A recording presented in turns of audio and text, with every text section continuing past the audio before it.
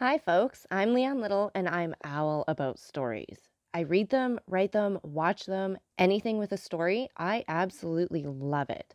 I especially love sharing them with other people, and what better way is there to start than with the classics? They're classics for a reason, right? They're amazing stories and absolutely timeless. Don't forget to hit up all those fancy buttons. Like, subscribe, follow, share, whatever you need to do. But most importantly, don't be afraid to reach out. I'd love to connect with you, so feel free to leave comments as you'd like, or you can even follow me over on my Buy Me a Coffee page, leannelittle.com, to message directly. So let's continue on with The Count of Monte Cristo by Alexandre Dumas. Chapter 40. The Breakfast. "And what sort of persons do you expect to breakfast?" asked Beauchamp. "A gentleman and a diplomatist. Then we shall have to wait 2 hours for the gentleman, and 3 for the diplomatist. I shall come back to dessert. Keep me some strawberries, coffee, and cigars. I shall take a cutlet on my way to the chamber." "Do not do anything of the sort, for were the gentleman a Montmorency and the diplomatist a Metternich, we will breakfast at 11. In the meantime, follow Debray's example and take a glass of sherry and a biscuit." "Be it so, I will stay. I must do something to distract my thoughts." "You are like Debray. And yet it seems to me that when the minister is out of spirits, the opposition ought to be joyous." "Ah, you do not know with what I am threatened. I shall hear this morning that Monsieur Danglars make a speech at the Chamber of Deputies, and at his wife's this evening I shall hear the tragedy of a peer of France. The devil take the constitutional government. And since we had our choice, as they say at least, how could we choose that? I understand. You must lay in a stock of hilarity. Do not run down Monsieur Danglars' speeches," said Debray. "He votes for you, for he belongs to the opposition. Pardieu, that is exactly the worst of all. I am waiting until you send him to speak at the Luxembourg, to laugh at my ease." "My dear friend," said Albert to Beauchamp, "it is plain that the affairs of Spain are settled, for you are most desperately out of humor this morning. Recollect that Parisian gossip has spoken of a marriage between myself and Mademoiselle Eugénie Danglars. I cannot in conscience, therefore, let you run down the speeches of a man who will one day say to me, 'Vicomte, you know I give my daughter 2 millions. "Ah, this marriage will never take place," said Beauchamp. "The king has made him a baron and can make him a peer, but he cannot make him a gentleman, and the Count of Morcerf is too aristocratic to consent, for the paltry sum of 2 million francs, to a mésalliance. The Viscount of Morcerf can only wed a marchioness." "But 2 million francs make a nice little sum," replied Morcerf. "It is the social capital of a theatre on the boulevard, or a railroad from the Jardin des Plantes to La Râpée." "Never mind what he says, Morcerf," said Debray. "Do you marry her? You marry a money-bag label, it is true. Well, but what does that matter? It is better to have a blazon less and a figure more on it. You have 7 martlets on your arms. Give 3 to your wife, and you will still have 4. That is 1 more than Monsieur de Guise had, who so nearly became King of France, and whose cousin was Emperor of Germany." "On my word, I think you are right, Lucien," said Albert absently. "To be sure, besides, every millionaire is as noble as a bastard. That is, he can be." "Do not say that, Debray," returned Beauchamp, laughing. "For here is Chateau Renaud, who, to cure you of your mania for paradoxes, will pass the sword of Renaud de Montauban, his ancestor, through your body." "He will sully it then," returned Lucien, "for I am low, very low." "Oh, heavens!" cried Beauchamp. "The minister quotes Béranger. What shall we come to next?" "Monsieur de Chateau Renaud, Monsieur Maximilien Morrel," said the servant, announcing 2 fresh guests. "Now then, to breakfast," said Beauchamp, "for, if I remember, you told me you expected only 2 persons, Albert." "Morrel," muttered Albert. "Morrel, who is he?" But before he had finished, Monsieur de Chateau Renaud, a handsome young man of 30, gentleman all over, that is, with the figure of a Guiche and the wit of a Montmartre, took Albert's hand. "My dear Albert," said he, "let me introduce you to Monsieur Maximilien Morrel, captain of the Spahis, my friend, and what is more, however the man speaks for himself, my preserver. Salute my hero, Viscount." And he stepped on to one side to give place to a young man of refined and dignified bearing, with large and open brow, piercing eyes, and black mustache, whom our readers have already seen at Marseilles, under circumstances sufficiently dramatic not to be forgotten.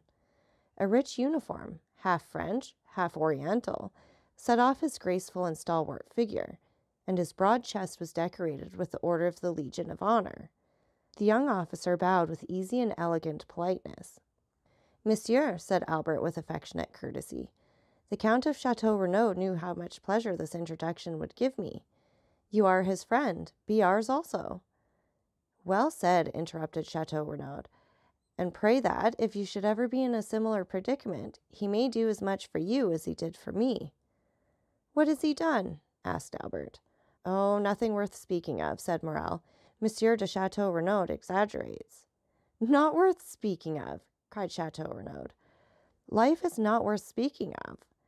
That is rather too philosophical. On my word, Morel, it is very well for you who risk your life every day, but for me, who only did so once. We gather from all this, Baron, that Captain Morel saved your life." "Exactly so." "On what occasion?" asked Beauchamp. "Beauchamp, my good fellow, you know I am starving," said Debray. "Do not set him off on some long story." "Well, I do not prevent your sitting down to table," replied Beauchamp. "Chateau Renaud can tell us while we eat our breakfast." "Gentlemen," said Morcerf, "it is only 10:15, and I expect someone else." "Ah, true, a diplomatist," observed Debray. "Diplomat or not, I don't know. I only know that he charged himself on my account with a mission, which he terminated so entirely to my satisfaction that had I been king, I should have instantly created him knight of all my orders, even had I been able to offer him the golden fleece and the garter." "Well, since we are not going to sit down to table," said Debray, "take a glass of sherry and tell us all about it. You all know that I had the fancy of going to Africa." "It is a road your ancestors have traced for you," said Albert gallantly. "Yes, but I doubt that your object was like theirs, to rescue the Holy Sepulchre." "You are quite right, Beauchamp," observed the young aristocrat. "It was not only to fight as an amateur. I cannot bear dueling ever since 2 seconds, whom I had chosen to arrange an affair, forced me to break the arm of one of my best friends, one whom you all know, poor Franz d'Epinay." "Ah, true," said Debray. "You did fight some time ago. About what?" "The devil take me if I remember," returned Chateau Renaud. "But I recollect perfectly one thing, that being unwilling to let such talents as mine sleep, I wished to try upon the Arabs the new pistols that had been given to me. In consequence, I embarked for Oran and went from thence to Constantine, where I arrived just in time to witness the raising of the siege.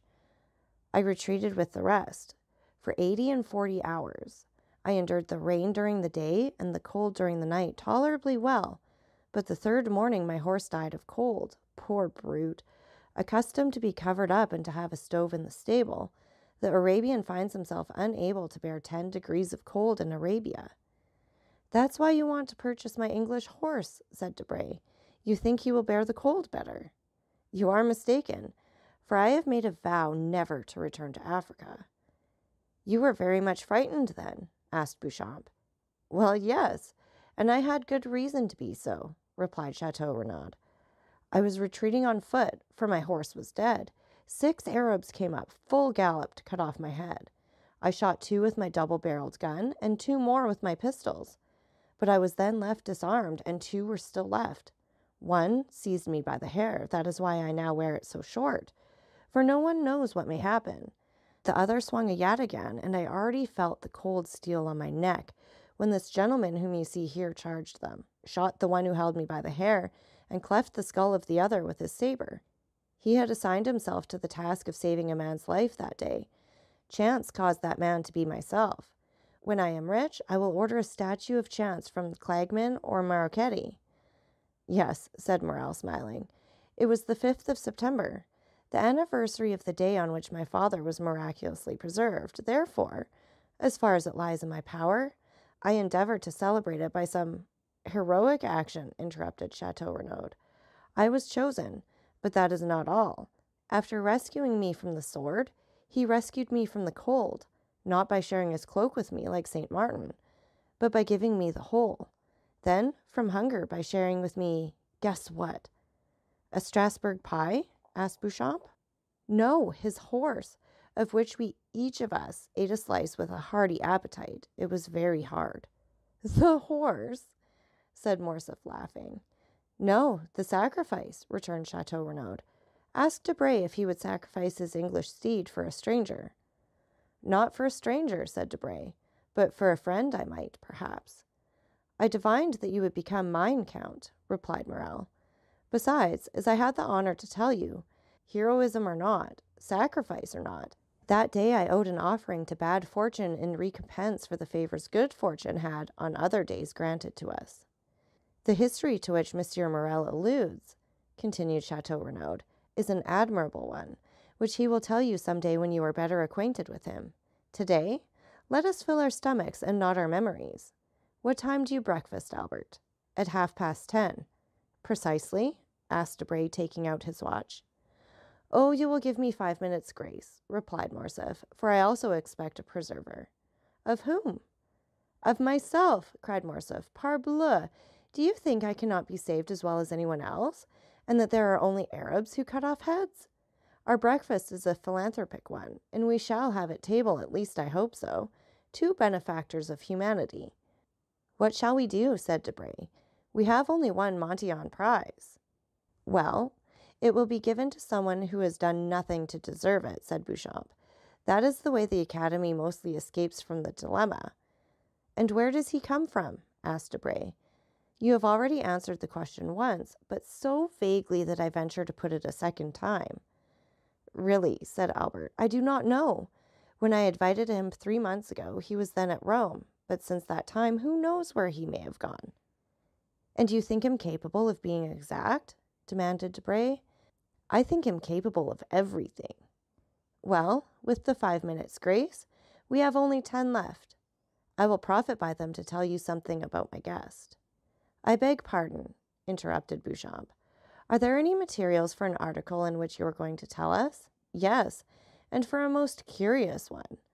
Go on then, for I see I shall not get into the chamber this morning, and I must make up for it. I was at Rome during the last carnival. We know that, said Beauchamp. Yes, but what you do not know is that I was carried off by bandits. There are no bandits, cried Debray. Yes, there are, and most hideous, or rather most admirable ones, for I found them ugly enough to frighten me. Come, my dear Albert, said Debray, confess that your cook is a behindhand, that the oysters have not yet arrived from Ostend or Marennes, and that, like Madame Maintenon, you are going to replace the dish by a story.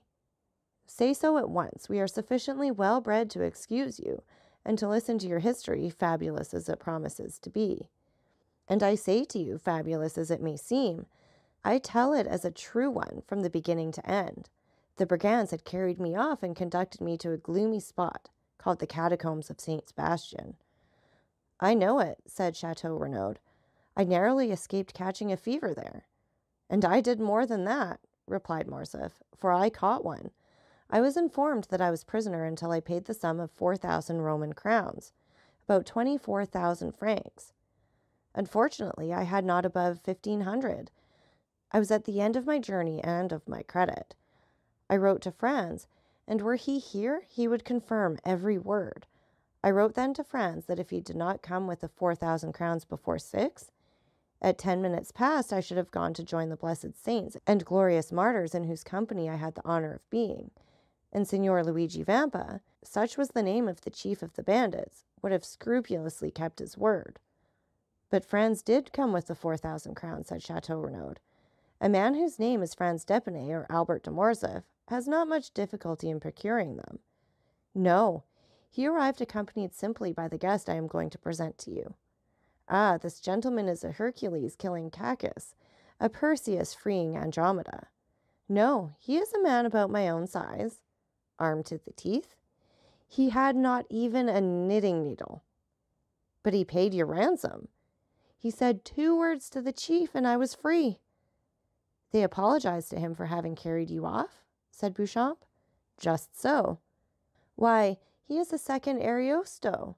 No, his name is the Count of Monte Cristo. There is no Count of Monte Cristo, said Debray. I do not think so, added Chateau Renaud with the air of a man who knows the whole of the European nobility perfectly. Does anyone know anything of a Count of Monte Cristo? He comes possibly from the Holy Land, and one of his ancestors possessed cavalry, as the Mortemarts did the Dead Sea. I think I can assist your researches, said Maximilian.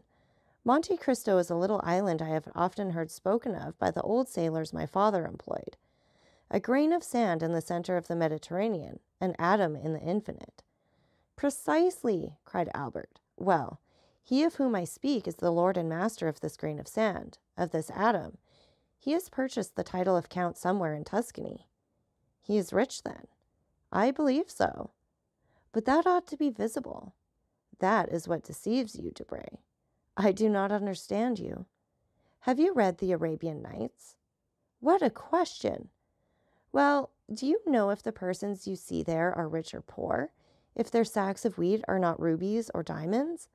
They seem like poor fishermen, and suddenly they open some mysterious cavern filled with the wealth of the Indies.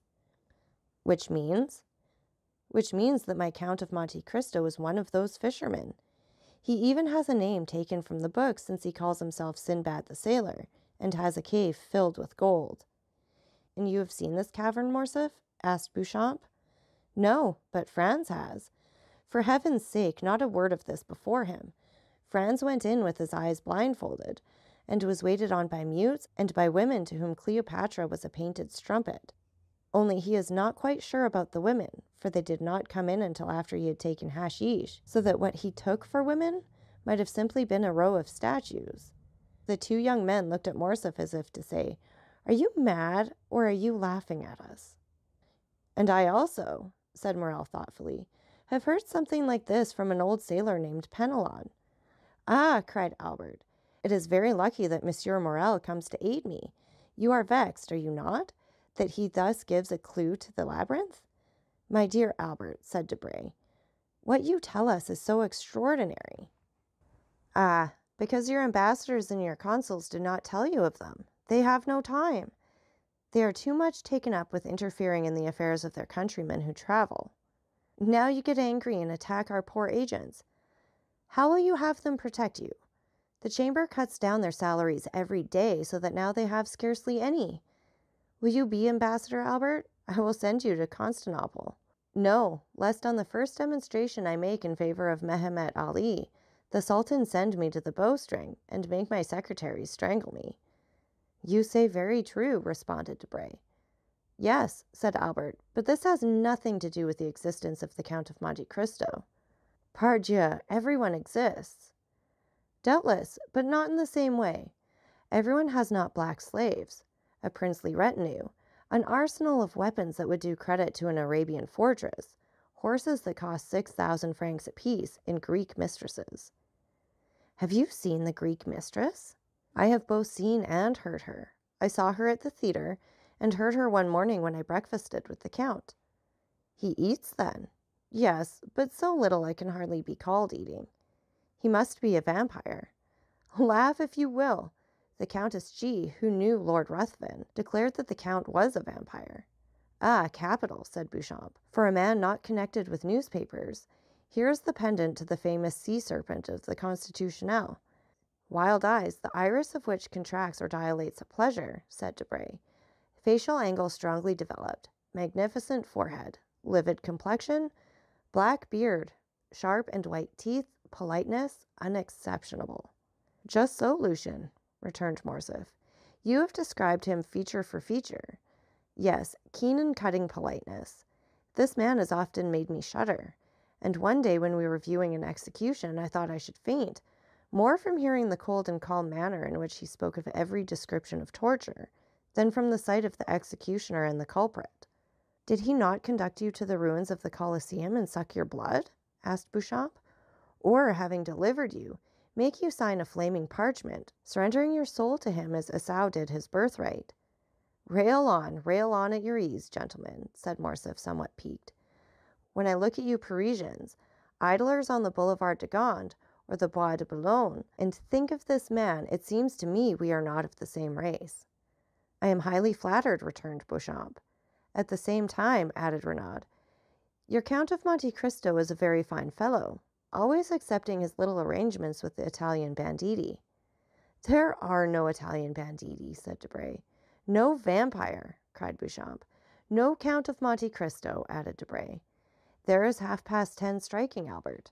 Confess you have dreamed this, and let us sit down to breakfast, continued Beauchamp. But the sound of the clock had not died away when Germain announced, His Excellency, the Count of Monte Cristo. The involuntary start everyone gave proved how much Morcerf's narrative had impressed them, and Albert himself could not wholly refrain from manifesting sudden emotion. He had not heard a carriage stop in the street, or steps in the antechamber. The door itself opened noiselessly. The Count appeared, dressed with the greatest simplicity, but the most fastidious dandy could have found nothing to cavil at in his toilet. Every article of dress, hat, coat, gloves, and boots, was from the first makers. He seemed scarcely 35, but what struck everybody was his extreme resemblance to the portrait Debray had drawn. The Count advanced, smiling, into the center of the room and approached Albert, who hastened towards him, holding out his hand in a ceremonial manner. Punctuality, said Monte Cristo, is the politeness of kings, according to one of your sovereigns, I think. But it is not the same with travelers. However, I hope you will excuse the 2 or 3 seconds I am behindhand. 500 leagues are not to be accomplished without some trouble, and especially in France where, it seems, it is forbidden to beat the postilions. My dear Count, replied Albert, I was announcing your visit to some of my friends, whom I had invited in consequence of the promise you did me the honor to make, and whom I now present to you.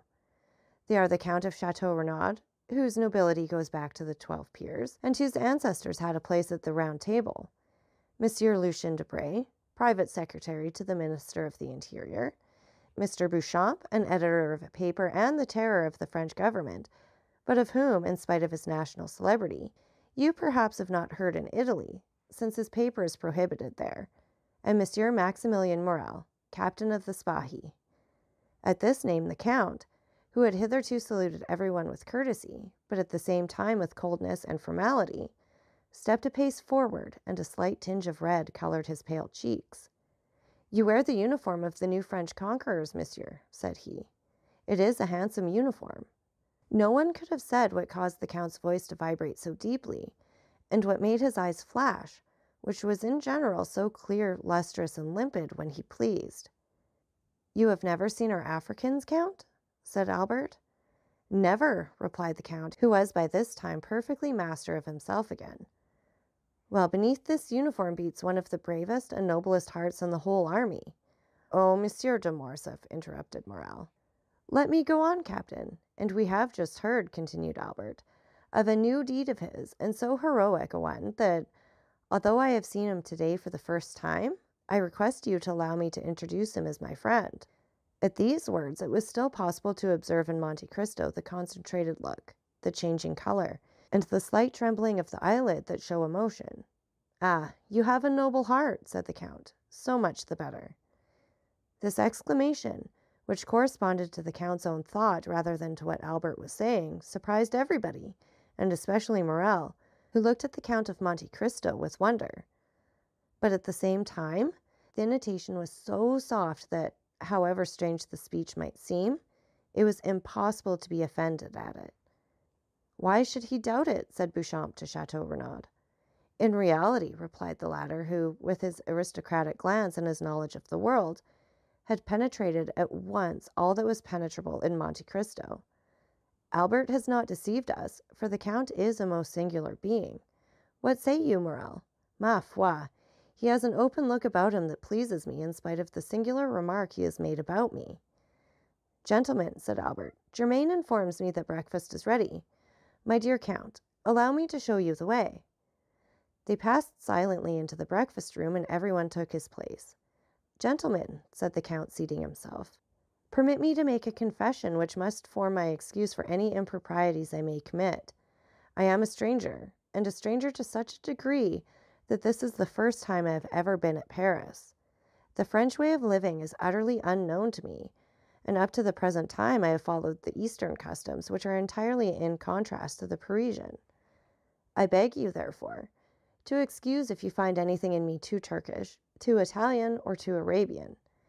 Now then, let us breakfast. With what an air he says all this, muttered Beauchamp. Decidedly, he is a great man in his own country, added Debray. A great man in every country, Monsieur Debray, said Chateau Renaud. The Count was, it may be remembered, a most temperate guest. Albert remarked this, expressing his fears lest, at the outset, the Parisian mode of life should displease the traveler in the most essential point. "My dear Count," said he, "I fear one thing, and that is that the fare of the Rue de Helder is not so much to your taste as that of the Piazza d'Espagna. I ought to have consulted you on the point, and have had some dishes prepared expressly." "Did you know me better," returned the Count, smiling, "you would not give one thought to such a thing for a traveler like myself, who has successfully lived on macaroni at Naples, polenta at Milan, olla podrida at Valencia, pilau at Constantinople, curry in India, and swallows' nests in China. I eat everywhere, and of everything. Only I eat but little, and today that you reproach me with my want of appetite is my day of appetite, for I have not eaten since yesterday morning." "What?" cried all the guests. "You have not eaten for 24 hours?" "No," replied the Count.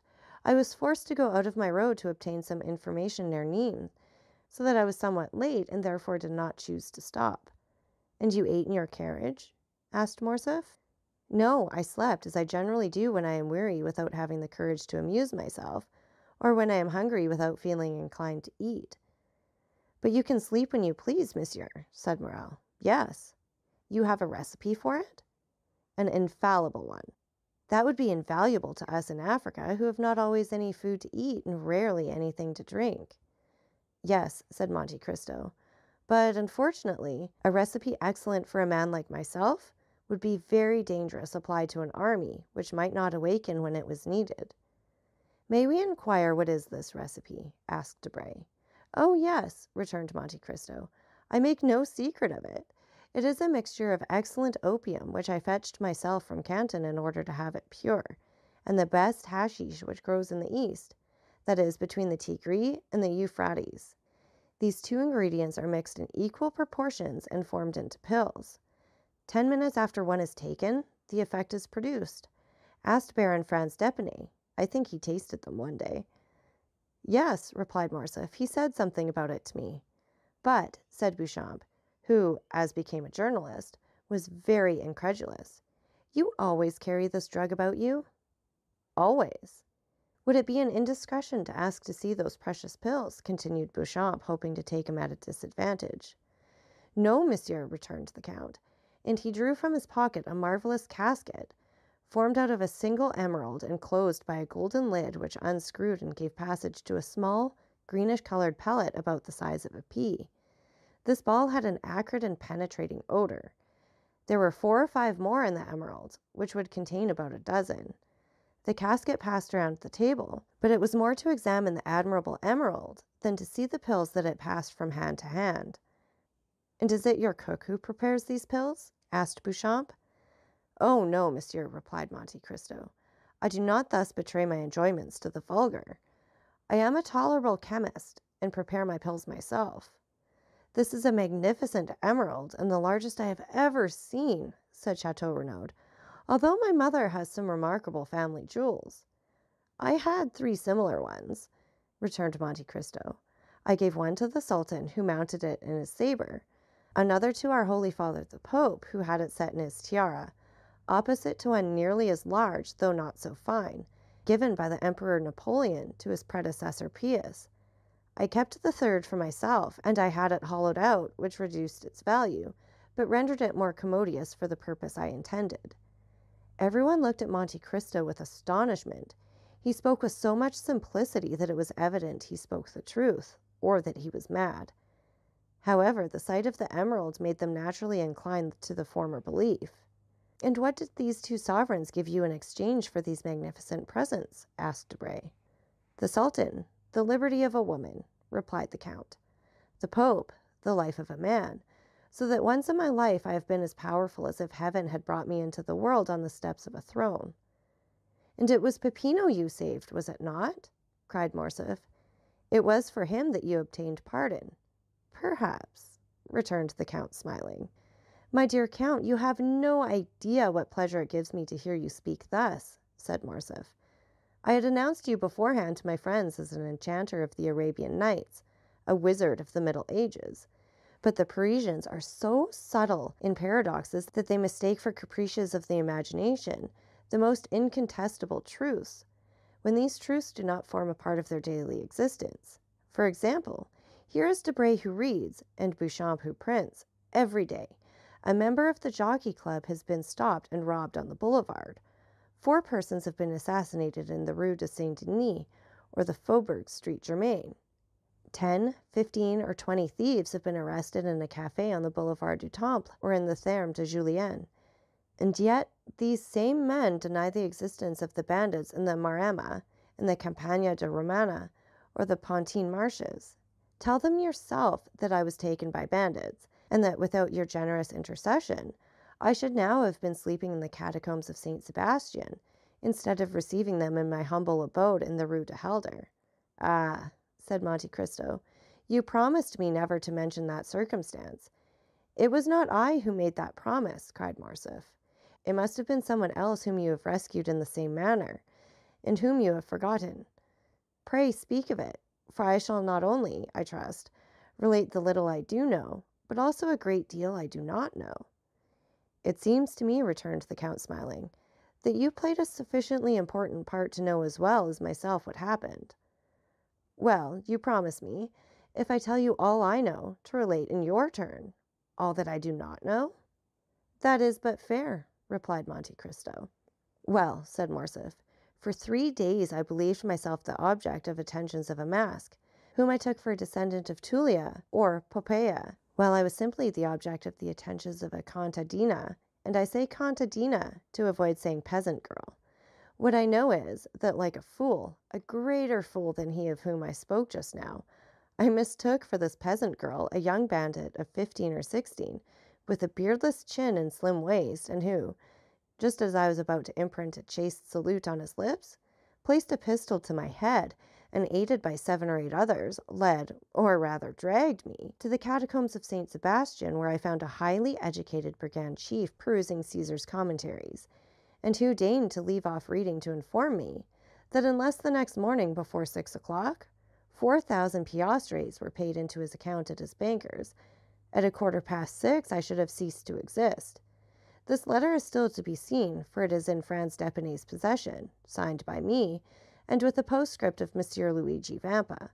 This is all I know, but I know not, Count, how you contrive to inspire so much respect in the bandits of Rome who ordinarily have so little respect for anything. I assure you, Franz and I were lost in admiration. Nothing more simple, returned the Count. I had known the famous Vampa for more than 10 years. When he was quite a child and only a shepherd, I gave him a few gold pieces for showing me my way, and he, in order to repay me, gave me a poniard, the hilt of which he had carved with his very own hand, and which you may have seen in my collection of arms. In after years, whether he had forgotten this interchange of presents, which ought to have cemented our friendship, or whether he did not recollect me, he sought to take me. But on the contrary, it was I who captured him and a dozen of his band. I might have handed him over to Roman justice, which is somewhat expeditious, and which would have been particularly so with him, but I did nothing of the sort. I suffered him and his band to depart. With the condition that they should sin no more, said Beauchamp, laughing. I see they kept their promise. No, monsieur, returned Monte Cristo, upon the simple condition that they should respect myself and my friends. Perhaps what I am about to say may seem strange to you, who are socialists and vaunt humanity and your duty to your neighbor, but I never seek to protect a society which does not protect me, and which I will even say, generally occupies itself about me only to injure me, and thus by giving them a low place in my esteem and preserving the neutrality towards them, it is society and my neighbor who are indebted to me. Bravo, cried Chateau Renaud. You are the first man I ever met sufficiently courageous to preach egotism. Bravo, Count, bravo. It is frank, at least, said Morrel, but I am sure that the Count does not regret having once deviated from the principles he has so boldly avowed. How have I deviated from those principles, monsieur? Asked Monte Cristo, who could not help looking at Morrel with so much intensity that 2 or 3 times the young man had been unable to sustain that clear and piercing glance. Why, it seems to me, replied Morrel, that in delivering Monsieur de Morcerf, whom you did not know, you did good to your neighbor and to society, of which he is the brightest ornament," said Beauchamp, drinking off a glass of champagne. "My dear Count," cried Morcerf, "you are at fault, you, one of the most formidable logicians I know, and you must see it clearly proved that instead of being an egotist, you are a philanthropist. Ah, you call yourself Oriental, a Levantine, Maltese, Indian, Chinese. Your family name is Monte Cristo. Sinbad the Sailor is your baptismal appellation. And yet the first day you set foot in Paris, you instinctively display the greatest virtue, or rather the chief defect, of us eccentric Parisians. That is, you assume the vices you have not, and conceal the virtues you possess." "My dear Vicomte," returned Monte Cristo, "I do not see, in all I have done, anything that merits, either from you or these gentlemen, the pretended eulogies I have received. You were no stranger to me, for I knew you from the time I gave up 2 rooms to you, invited you to breakfast with me, lent you one of my carriages, witnessed the carnival in your company, and saw with you from a window on the Piazza del Popolo the execution that affected you so much that you nearly fainted. I will appeal to any of these gentlemen. Could I leave my guest in the hands of a hideous bandit, as you term him? Besides, you know, I had the idea that you could introduce me to some of the Paris salons when I came to France. You might some time ago have looked upon this resolution as a vague project, but today you see it was a reality, and you must submit to it under penalty of breaking your word." "I will keep it," returned Morcerf, "but I fear you will be much disappointed, accustomed as you are to picturesque events and fantastic horizons. Amongst us, you will not meet with any of those episodes which your adventurous existence has so familiarized you. Our Chimborazo is Montmartre, our Himalaya is Mount Valerian, our great desert is the plain of Grenelle, where they are now boring an artesian well to water the caravans. We have plenty of thieves, though not so many as is said, but these thieves stand in far more dread of a policeman than a lord. France is so prosaic, and Paris so civilized a city, that you will not find in its 85 departments. I say 85 because I do not include Corsica. You will not find, then, in these 85 departments on a single hill on which there is not a telegraph, or a grotto in which the commissary of police has not put up a gas lamp. There is but one service I can render you, and for that I place myself entirely at your orders, that is, to present, or make my friends present you everywhere. Besides, you have no need of anyone to introduce you. With your name and your fortune and your talent," Monte Cristo bowed with a somewhat ironical smile, "you can present yourself everywhere and be well received. I can be useful in one way only. If knowledge of Parisian habits, of the means of rendering yourself comfortable, or of the bazaars can assist you, you may depend upon me to find you a fitting dwelling here. I do not dare offer to share my apartments with you, as I shared yours at Rome. I, who do not profess egotism, but am yet egotist par excellence, for except myself, these rooms would not hold a shadow more, unless that shadow were feminine." "Ah," said the Count, "that is a most conjugal reservation. I recollect that at Rome you said something of a projected marriage. May I congratulate you?" "The affair is still in projection." "And he who says in projection means already decided," said Debray. "No," replied Morcerf, "my father is most anxious about it, and I hope, ere long, to introduce you, if not to my wife, at least to my betrothed, Mademoiselle Eugénie Danglars." "Eugénie Danglars," said Monte Cristo. "Tell me, is not her father Baron Danglars?" "Yes," returned Morcerf, "a baron of new creation." "What matter," said Monte Cristo, "if he has rendered the state services which merit this distinction?" "Enormous ones," answered Beauchamp. "Although in reality a liberal, he negotiated a loan of 6,000,000 for Charles in 1829, who made him a baron and chevalier of the Legion of Honor, so that he wears the ribbon, not, as you would think, in his waist pocket, but at his buttonhole." "Ah," interrupted Morcerf, laughing, "Beauchamp, Beauchamp, keep that for the Corsair or the Charivari, but spare my future father-in-law before me." Then, turning to Monte Cristo, "You just now spoke his name as if you knew the baron." "I do not know him," returned Monte Cristo. But I shall probably soon make his acquaintance, for I have a credit opened with him by the house of Richard and Blount of London, Arstein and Esclays of Vienna, and Thomson and French at Rome. As he pronounced the last two names, the Count glanced at Maximilian Morel. If the stranger expected to produce an effect on Morel, he was not mistaken. Maximilian started as if he had been electrified. "Thomson and French," said he. "Do you know this house, monsieur?" "They are my bankers in the capital of the Christian world," returned the Count quietly. "Can my influence with them be of any service to you?" "Oh, Count, you could assist me perhaps in researches which have been, up to the present, fruitless. This house in past years did ours a great service, and has, I know not for what reason, always denied having rendered us this service." "I shall be at your orders," said Monte Cristo, bowing. "But," continued Morcerf, "a propos of Danglars, we have strangely wandered from the subject. We were speaking of a suitable habitation for the Count of Monte Cristo. Come, gentlemen, let us all propose some place. Where shall we lodge this new guest in our great capital?" "Faubourg Saint-Germain," said Chateau Renaud. "The Count will find there a charming hotel with a court and garden." "Ah, Chateau Renaud," returned Debray, "you only know your dull and gloomy Faubourg Saint-Germain. Do not pay any attention to him, Count. Live in the Chaussée d'Antin. That is the real center of Paris." "Boulevard de l'Opéra," said Beauchamp, "the second floor, a house with a balcony.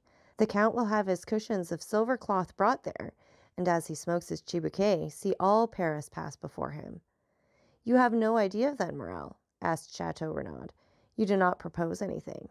"Oh, yes," returned the young man, smiling. "On the contrary, I have one. But I expected the Count would be tempted by one of the brilliant proposals made him. Yet, as he has not replied to any of them, I will venture to offer him a suite of apartments in a charming hotel, in the Pompadour style that my sister has inhabited for a year, on the Rue de Meillet." "You have a sister?" asked the Count. "Yes, monsieur, a most excellent sister." "Married?" "Nearly 9 years." "Happy?" asked the Count again. "As happy as it is permitted to a human creature to be," replied Maximilian.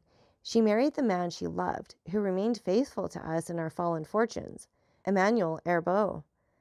Monte Cristo smiled imperceptibly.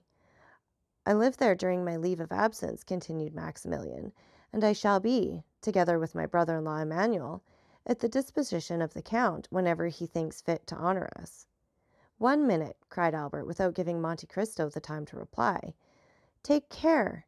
You're going to immure a traveler, Sinbad the sailor, a man who comes to Paris. You are going to make a patriarch of him." "Oh, no," said Morel. "My sister is 25, my brother-in-law is 30. They are gay, young, and happy.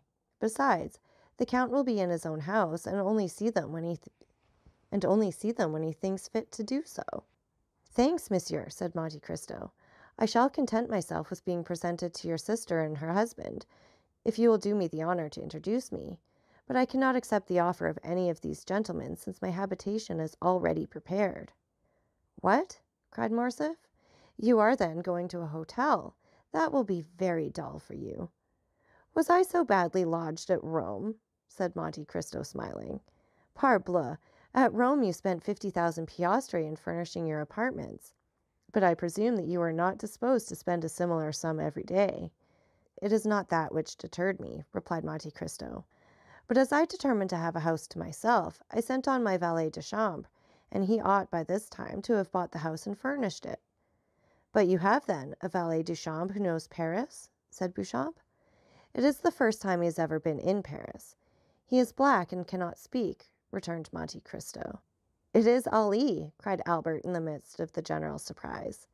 "Yes, Ali himself, my Nubian mute, whom you saw, I think, at Rome." "Certainly," said Morcerf, "I recollect him perfectly. But how could you charge a Nubian to purchase a house, and a mute to furnish it? He will do everything wrong." "Undeceive yourself, monsieur," replied Monte Cristo. "I am quite sure that, on the contrary, he will choose everything as I wish. He knows my tastes, my caprices, my wants.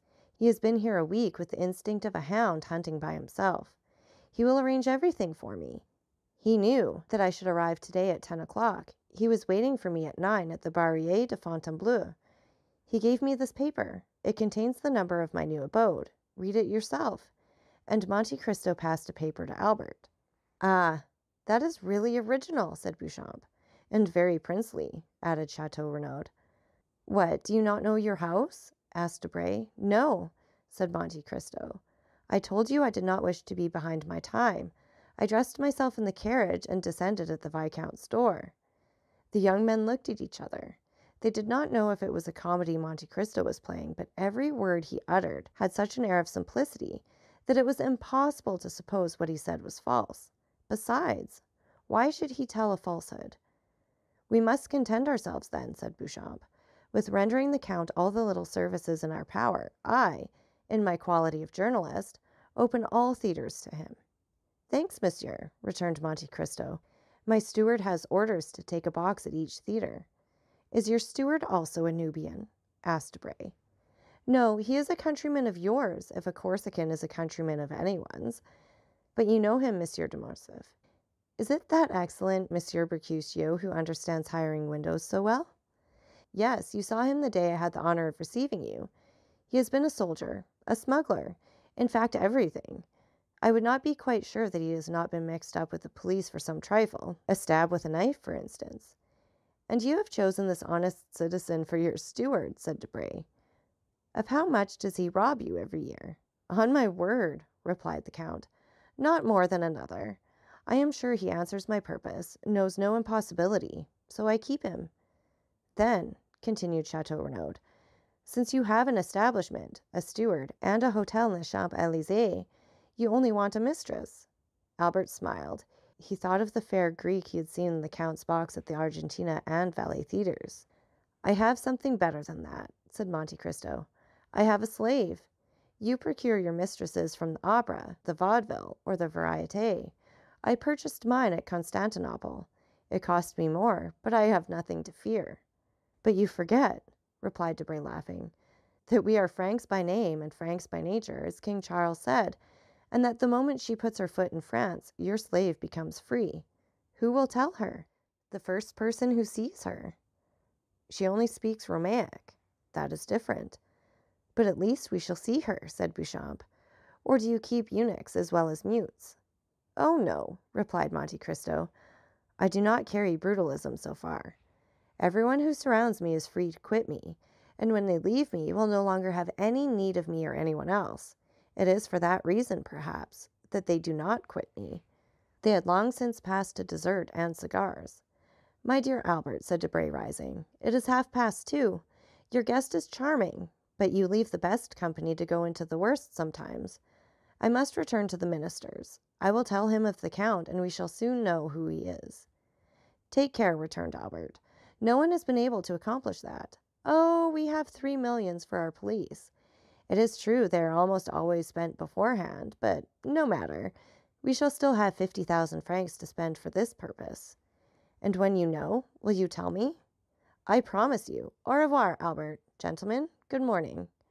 As he left the room, Debray called out loudly, "My carriage!" "Bravo," said Beauchamp to Albert. "I shall not go to the Chamber, but I have something better to offer my readers than a speech of Monsieur Danglars." "For heaven's sake, Beauchamp," returned Morcerf, "do not deprive me of the merit of introducing him everywhere. Is he not peculiar?" "He is more than that," replied Chateau Renaud. "He is one of the most extraordinary men I ever saw in my life. Are you coming, Morrel?" "Directly. I have given my card to the Count, who has promised to pay us a visit at Rue Meslay, No. 14. "Be sure I shall not fail to do so," returned the Count, bowing. And Maximilian Morrel left the room with the Baron de Chateau Renaud, leaving Monte Cristo alone with Morcerf. So that's it for this chapter. And again, take a minute to like, subscribe, and share. And don't forget that I love hearing from all of you. So please leave any comments you'd like, or you can follow me over on my Buy Me a Coffee page, leannelittle.com. That's LIANELITTLE.com. And thank you so much for listening. Remember, it's Owl about the story. Have a great day.